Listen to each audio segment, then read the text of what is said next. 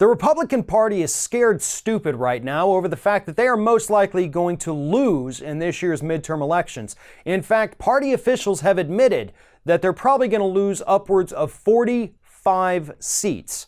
Now, given the fact that they only have a 23-seat majority right now, losing 45 would obviously give the Democrats a pretty big advantage in the U.S. House of Representatives. So, expecting major losses, the Republicans have done the only sensible thing that they know how to do. They're cutting off vulnerable Republican candidates and saying, guess what? You're on your own. We're not going to give you any money anymore because we've got to focus our money where it might actually make a difference. The Republican Party is actually ready to concede multiple races all throughout this country because they know that no matter how much money they spend, it's not going to save some of these people. And some of them are conservatives that you've probably never heard of. They're not running really good races. They don't have a record of personality or any kind of charisma, facing very tough Democratic challengers. So yeah, makes sense to not spend money on those. Others include Duncan Hunter out there in California, who at one point was a safe bet, but now may end up going to jail. He's going to have to actually campaign while also being on trial.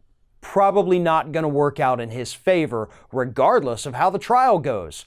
So he's one of the ones that Republicans are willing to cut off, if necessary, in order to focus that money on areas where they think it can actually make a difference. But this isn't just about the fact that Republicans are trying to focus their money on certain areas. It's the fact that they know what's coming. They understand that they're not going to keep the House of Representatives.